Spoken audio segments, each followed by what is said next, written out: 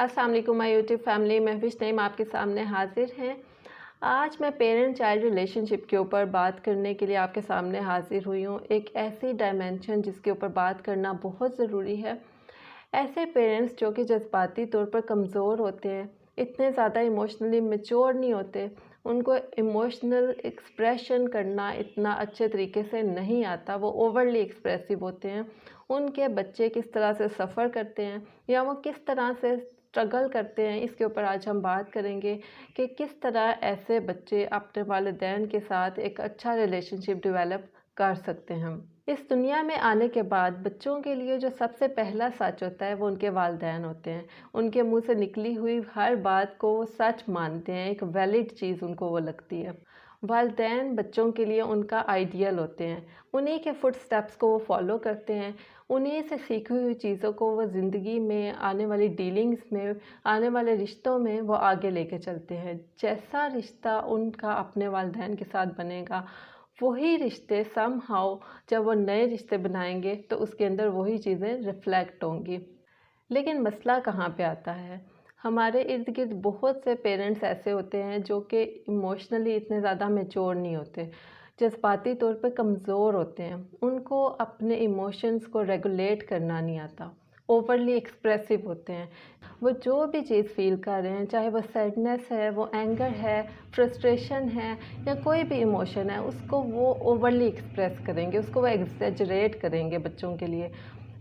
ऐसे घरों का माहौल ज़्यादातर स्ट्रेसफुल रहता है। बच्चे हमेशा स्ट्रेस में रहते हैं कि कहीं वो कोई ऐसी गलती ना कर दे, कोई ऐसी चीज़ ना कर दे जो उनके पेरेंट्स को ट्रिगर कर दे। वालिदैन का जो अपने बच्चों के साथ रिलेशनशिप होता है, उसमें भी वो भी एक इमोशनल रोलर कोस्टर की तरह होता है। ज़्यादातर ऐसे वालिदैन के इमोशनल आउटबर्स्ट का शिकार उनके अपने बच्चे हो जाते हैं। वालिदैन बच्चों के साथ बहुत ज़्यादा डांट डिपेट करते हैं, उनकी छोटी छोटी गलतियों को पकड़ते हैं, उनको ओवरली क्रिटिसाइज़ करेंगे, उनको गिल्टी फील कराएंगे या दूसरों के साथ कंपैरिजन करके उनको ये लगता है कि वो ये चीज़ें उनकी बेहतरी के लिए कर रहे हैं।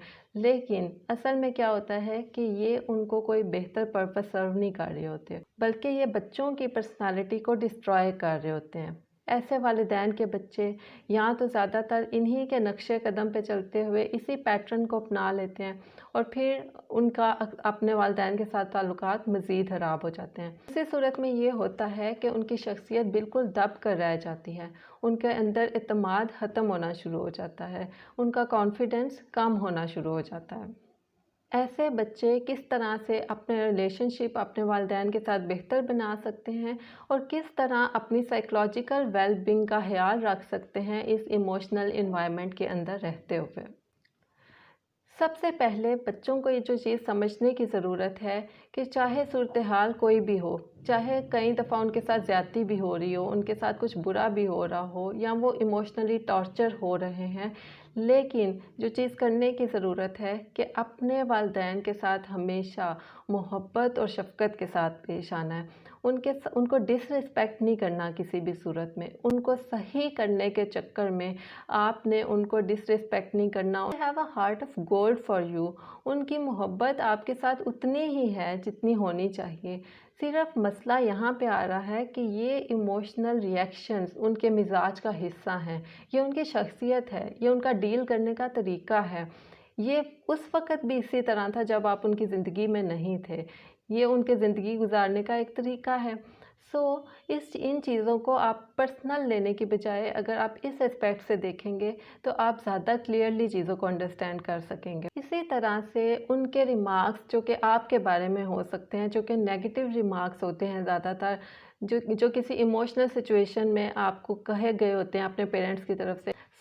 यहाँ पे आप ये चीज़ ज़रूर अंडरस्टैंड करें कि ये सारे जो रिमार्क्स हैं, जो ओपिनियंस हैं, ये सब्जेक्टिव हैं। ये आपके वालिदैन की सब्जेक्टिव ओपिनियन है आपके बारे में, ये ऑब्जेक्टिव नहीं है। उन्होंने चीज़ों को एनालाइज़ नहीं किया, चीज़ें वो अपने इमोशनल ब्रेन की मदद से बोल रहे हैं, इसमें उनकी थिंकिंग इन्वॉल्व नहीं है। यहाँ پر آپ کو اپنی شخصیت کے اوپر اعتماد کرنے کی ضرورت ہے. اپنے اندر جو آپ نے ایک آبجیکٹیو فلٹر لگانا ہے جس میں آپ ان کی سبجیکٹیو اوپینینس کو انالائز کر سکیں کہ آیا اس میں کتنا سچ ہے، یہ کتنی آبجیکٹیو اوپینین ہے. اپنی ڈیفینیشن آپ نے خود بنانی ہے، کسی دوسرے کی دی گئی ڈیفینیشن آپ کے بارے میں آپ کو ایکسیپٹ نہیں کرنی. اسی طرح سے جب آپ اپنے والدین کے ساتھ ڈیلنگ میں آئیں گے، ان کے ساتھ کنورسیشن میں آئیں گے، تو آپ نے اس کے دوران آپ نے اپنے نروس کے اوپر ایک نظر ضرور رکھنی ہے. Keep an eye on your nerves. جہاں پہ آپ کو لگے کہ آپ کے والدین کے ایموشنل ریئیکشن کے نتیجے میں آپ کے بٹنز ٹریگر ہو رہے ہیں، وہاں پر آپ نے خود کو سٹاپ بولنا ہے. خود کو سٹاپ بول کر ایک ڈیپ بریتھ لیں، لمبا گہرا سانس لیں، خود کو کام ڈاؤن کریں، خود کو پرسکون کریں. کیونکہ ایک چیز آپ نے جو سیکھنی ہے وہ یہ ہے کہ آپ نے کنورسیشن کو مینیج کرنا ہے، اس میں ریئیکٹ نہیں کرنا. آپ نے جب آپ اس کے اوپر ریئیکٹ کریں گے تو سچویشن مزید ورسٹ ہو جائے گی. اپنی کنورسیشن کے کچھ اصول بنا لیں کہ آپ نے اپنی بات کرتے ہوئے ڈائریکٹ اور اسپیسیفک رہنا ہے. آپ نے اس ایموشنل ڈراما کے اندر انوالو نہیں ہونا، اس کے ٹریپ میں نہیں آنا، بلکہ آپ نے اسپیسیفک اور ڈائریکٹ رہتے ہوئے اپنی بات آگے پہنچانی ہے. ٹو دا پوائنٹ بات کرنی ہے. آپ نے کول اینڈ کام رہتے ہوئے، میچورلی بیہیو کرتے ہوئے آپ نے اپنا پوائنٹ آف ویو آگے پہنچانا ہے. بہت زیادہ چانسز ہیں کہ آپ کا یہ میچور بیہیویئر دیکھتے ہوئے آپ کے پیرنٹس بھی اپنا طریقہ کار بدل لیں. لیکن اگر ایسا نہیں ہوتا، وہ اس طرح سے اپنا طریقہ کار نہیں بدلتے، تو بھی آپ نے اپنے کچھ اصول ضرور بنانے ہیں. اگر آپ کے والدین کنورسیشن کے دوران اونچا بولتے ہیں یا اونچا شاؤٹ کرتے ہیں آپ کے اوپر، تو آپ نے ان کے اوپر ریٹرن میں شاؤٹ نہیں کرنا. آپ نے اپنا والیوم دھیما رکھنا ہے. دوسری چیز جو آپ نے کرنی ہے کہ کسی بھی قسم کی ایبیوزو لینگویج میں آپ نے انوالو نہیں ہونا. آپ نے اپنے ایگریسو بیہیویئر کو کنٹرول کرنا ہے. دوسری صورت میں اگر آپ کو لگ رہا ہے کہ سچویشن بہت آؤٹ آف کنٹرول ہے، آپ چاہ کے بھی اپنی بات ڈیلیور نہیں کر پائیں گے، یا آپ اس سچویشن کو مینیج نہیں کر پائیں گے، تو اٹس بیٹر کہ آپ وہاں سے خاموشی کے ساتھ اپنے آپ کو ہٹا لیں. اپنے آپ کو کسی ایسے جگہ پر لے کے جائیں جہاں پہ آپ سکون کے ساتھ تھوڑی دیر بیٹھیں اور اپنے آپ کو اس کنورسیشن کے اندر انوالو ہونے سے روک سکیں. یاد رکھیں کہ آپ نے جب اس کنورسیشن سے خود کو ریموو کرنا ہے تو وہ ڈس رسپیکٹفل نہیں ہونا چاہیے. آپ نے کوئی ٹینٹرم شو کر کے وہاں سے نہیں نکلنا. یہ نہ ہو کہ آپ دروازہ بجا رہے ہیں زور سے، یا پھر آپ کے فیشل ایکسپریشن اس طرح سے ہیں جو کہ بہت روڈ ہیں، تو یہ چیز سچویشن کو خراب کر سکتی ہے. بلکہ اس کا پرپس یہ ہونا چاہیے کہ آپ سچویشن کو مزید ورسٹ ہونے سے بچانے کے لیے خود کو وہاں سے نکال رہے ہیں، خود کو وہاں سے سائڈ پہ کر رہے ہیں. جب معاملات تھوڑے ٹھنڈے ہو جائیں، ماحول تھوڑا بہتر ہو جائے، تو پھر آپ بیٹھیں اپنے والدین کے ساتھ اور ان کے ساتھ بات کریں، ان کے ریئیکشنز کے اوپر ان کے ساتھ ڈسکشن کریں. ایسا بہت ممکن ہے کہ بعض اوقات پیرنٹس کو اندازہ ہی نہیں ہوتا کہ وہ اس ایموشنل سٹیٹ میں کس طرح سے بیہیو کر رہے تھے، یا پھر ان کا بیہیویئر ان کے بچوں کو کس بری طریقے سے متاثر کر رہا ہے. تو ان کے نالج میں یہ بات لانا ضروری ہے. لیکن ایسا بھی ممکن ہے کہ حالات مزید خراب ہو جائیں اور آپ کے اوپر ایموشنل آؤٹ برسٹ آ جائے اور اس چیز کو وہ ڈس رسپیکٹفل سمجھیں. اگر صورتحال اس طرف چلی جاتی ہے تو بھی آپ نے خود کو کام ڈاؤن رکھنا ہے، کمپوزڈ رکھنا ہے. آپ نے اس کے اوپر ریئیکٹ نہیں کرنا، بلکہ کسی اور وقت میں، کسی اور سچویشن میں آپ دوبارہ اپنی بات ڈیلیور کر سکتے ہیں اور بار بار کر سکتے ہیں. بعض اوقات پیرنٹس کی زندگیوں میں کچھ ایسے سٹریسرز ہوتے ہیں یا کچھ ایسی سچویشنز ہوتی ہیں جن کی وجہ سے وہ ایموشنل ہو رہے ہوتے ہیں یا وہ سٹریسڈ آؤٹ ہوتے ہیں، جس کی وجہ سے ان کے ایموشنل ریئیکشنز آتے ہیں. سو ایسی صورت میں ان کو ہیلپ چاہیے ہوتی ہے. اگر آپ کو لگتا ہے کہ آپ اس سچویشن میں کسی بھی طرح ان کی ہیلپ کر سکتے ہیں تو آپ کو ضرور سٹیپ فارورڈ کرنا چاہیے اور اس میں ان کی ہیلپ کرنی چاہیے. فار ایگزامپل، اگر آپ کو پتہ ہے کہ آپ کے پیرنٹس کس چیز سے ٹریگر ہوتے ہیں، آپ ان کا ایک پیٹرن نوٹ کریں. ضرور ان کا ایک سیم پیٹرن ہوگا جس کی وجہ سے وہ بار بار ٹریگر ہوتے ہیں. فار ایگزامپل اگر آپ کا گھر بے ترتیب پڑا ہوا ہے یا وہ گندا ہے یا آپ کے پیرنٹس صفائی پسند ہیں اور یہ ان کا ٹریگرنگ فیکٹر ہے، تو یہاں پہ آپ کو اس چیز کو مینیج کرنے کی ضرورت ہے۔ آپ اپنے گھر کے اوپر تھوڑا دھیان دیں، اس کو کمپوسٹ کریں ٹائم سے پہلے، سو دیٹ پیرنٹس کو ٹریگر ہونے کا موقع نہ ملے۔